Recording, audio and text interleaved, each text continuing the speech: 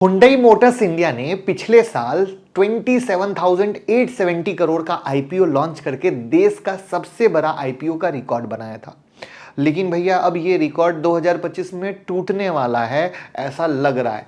रिलायंस जियो जो telecom sector का बादशाह है, अपने टेलीकॉम बिजनेस को अलग करके एक धमाकेदार आईपीओ लाने की तैयारी में है, जिसकी प्लानिंग शुरू हो गई है। तो आज की वीडियो में यही क्या डिटेल मार्केट में आई है सोर्सेज से, वो सब हम आपको बताने वाले हैं, क्योंकि सबको इंतजार है। तो किस किस को इंतजार है जल्दी से कमेंट में बता दीजिए कि भैया क्या साइज होगा, मार्केट पोजीशन कैसी है, फाइनेंशियल वैल्यूएशन की हाईलाइट, सब कुछ डिस्कस करेंगे। तो ये आईपीओ तो भैया गेम चेंजर हो सकता है। तो जल्दी से चैनल को सब्सक्राइब करके बेल आइकन को हिट कर लीजिएगा, तो जो वीडियो अपलोड होती है आपको पता चल सकेगा और आप पूरा फायदा ले सकेंगे। और उम्मीद करता हूं कि 4 जनवरी को सुबह 7:30 बजे जो इंट्राडे और स्विंग का एक डेडली कॉम्बिनेशन वाला मैं स्ट्रेटजी सिखाने वाला हूं, उसके लिए आपने रजिस्टर कर लिया होगा, और नहीं किया है तो लिंक डिस्क्रिप्शन में है, जल्दी से रजिस्टर कीजिए। सिर्फ 59 रुपीज की उसकी प्राइस है। और किसी भी एक्सक्लूसिव जानकारी के लिए हमारे टेलीग्राम से जुड़ जाइए भैया। किस तरीके से सारे इवेंट का हो, कोई आईपीओ आ रहा हो, सब कुछ बताते हैं। और ये ब्लू टिक से जुड़िएगा, क्योंकि बहुत सारी फर्जी टेलीग्राम चैनल भी हैं जो मेरे नाम से खुले हुए हैं, तो उनसे दूर रहिएगा। तो चलिए शुरू करते हैं। तो आईपीओ की डिटेल से पहले कुछ कंपनी से रिलेटेड बात करते हैं, जिससे फाइनेंशियल और वैल्यूएशन वाला पार्ट आसान रहेगा समझना। 2016 में लॉन्च हुआ था रिलायंस जियो। इंडिया के डिजिटल लैंडस्केप को बिल्कुल बदल के रख दिया, affordable world class digital technology के साथ। जियो ने हर इंडियन को सीमलेस डिजिटल कनेक्टिविटी से इंपावर करने का टारगेट रखा। जियो ने ना सिर्फ कनेक्शन का तरीका बदला, बल्कि इंडिया के डिजिटल फ्यूचर को भी एक नए लेवल पे ले आया। और ये जो रील बनते हैं, ये मुफ्त के जो इंटरनेट की कहानी है, उसमें जियो का बहुत बड़ा योगदान है। जियो के आने से पहले इंडिया मोबाइल डेटा कंजप्शन में दुनिया में 155th नंबर पे था, लेकिन बस एक साल में इंडिया टॉप पोजीशन पे चला गया और यूएस से यूके जैसे देशों को पीछे छोड़ मोबाइल ब्रॉडबैंड यूज होने लगा। जियो ने सच में इंडिया के डिजिटल एरा को रीडिफाइन कर दिया। आज जियो इंडिया का सबसे बड़ा टेलीकॉम ऑपरेटर है और ग्लोबली सिंगल कंट्री ऑपरेटर में सेकेंड लार्जेस्ट है। अब यहां पर हम इनके मार्केट शेयर से बात करते हैं, तो ये बात बहुत क्लियर हो जाएगी कि जियो का मार्केट शेयर 40.3% का है, एयरटेल का 33.1%, वोडाफोन आइडिया 18.86। तो आप सिंपल समझ सकते हो जियो कितना बड़ा बन चुका है कि जो बिजनेस पॉलिसी थी फ्री देने वाली, ठीक है, उसके चक्कर में। वहीं पर एक बिग गुड न्यूज़ है भैया। बिग गुड न्यूज़ क्या है कि 10 तारीख से जो इंट्राडे स्विंग और पोजिशनल की हमारी स्मार्ट मनी क्लास शुरू हो रही है, वहां पर न्यू ईयर का 15% का डिस्काउंट और साथ में और डेडली कॉम्बिनेशन के महा ऑफर अवेलेबल हैं। तो 9708094321 पे कॉल कीजिए, क्योंकि ऑफर सिर्फ लिमिटेड सीट पर अवेलेबल है। तो कॉल कीजिए, ज्वाइन कीजिए और बिंदास इंट्राडे या स्विंग पोजिशनल ट्रेड कीजिए, क्योंकि जब कुछ पता होगा तभी अच्छे से ट्रेड कर पाएंगे। और साथ में अदर कोर्सेज पे भी डिस्काउंट चल रहा है, तो मौका ना जाए, लिमिटेड ऑफर।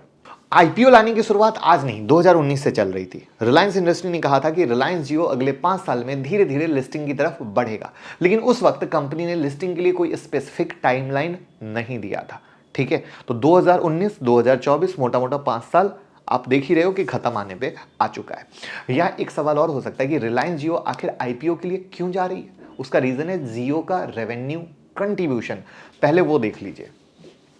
अब यहां पर क्या है, ऑयल टू केमिकल जब रिलायंस पे आते हैं तो 54.1%, ऑर्गेनाइज रिटेल आते हैं तो 26.5%, डिजिटल में आते हैं तो 13.2% और अदर में 4% है। ये रिलायंस का है।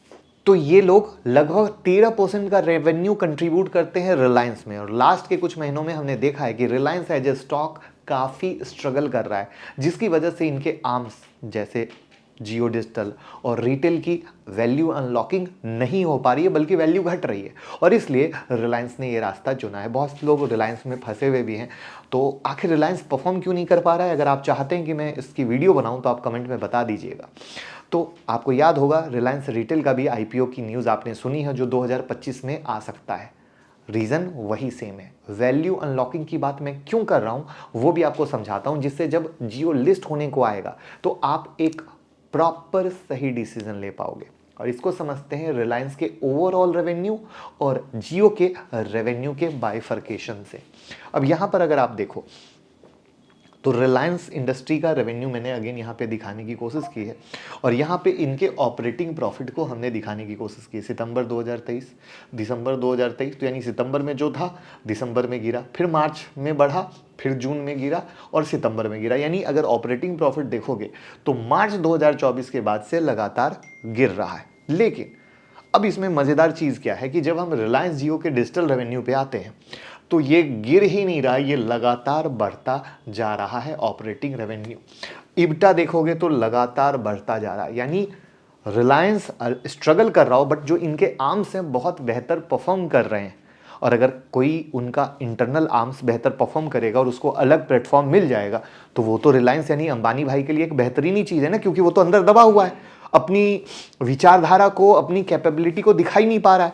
तो वहां से ये बहुत जरूरी है। इससे तो क्लियर है कि भैया जियो का आईपीओ आए और जितना तेज आए, और ना केवल फाइनेंशियल बल्कि एक टेलीकॉम सेक्टर बिजनेस के लिए जो मेजर कंपोनेंट होते हैं कंपनी का, उसमें भी ग्रोथ दिखाया है। उसको भी डेटा से आपको दिखा देता हूं। यहां पे अगर आप देखोगे तो मैंने क्या किया है, Q2 फाइनेंशियल ईयर 2025, Q1 और Q2 फाइनेंशियल 2024 में जो सबसे इंपॉर्टेंट होता है किसी भी टेलीकॉम कंपनी का, वो होता है एवरेज रेवेन्यू पर यूजर, ARPU। वो देखो कितने अच्छे तरीके से धीरे धीरे बढ़ाया है, जो कि आप कभी भी सुनो कि एक अच्छी प्रॉफिटेबल कंपनी के लिए ये होना चाहिए 210 230 के पास। एयरटेल का काफ़ी अच्छा है, इसलिए वो बहुत अच्छे तरीके से परफॉर्म कर रहे हैं। तो वहाँ पर ये लोग भी लगे। इनका काफ़ी कम क्यों रहा, क्योंकि शुरू में इनकी फ्री वाली स्ट्रेटजी थी कि हम क्लाइंट को एक्यूमुलेट करेंगे, फिर धीरे धीरे इन्होंने अपने चार्ज को बढ़ाना शुरू किया। कस्टमर बेस देखो कितना तेजी से बढ़ा था, बट बीच में चार्जेस बढ़ाने के कारण इनके थोड़े से कस्टमर बढ़े हैं, बट ARPU इनका बढ़ा है। तो ये एक पॉइंट है जहां पर टोटल डेटा कंजप्शन इनका बढ़ रहा है, पर कैपिटा डेटा कंजप्शन बढ़ा है।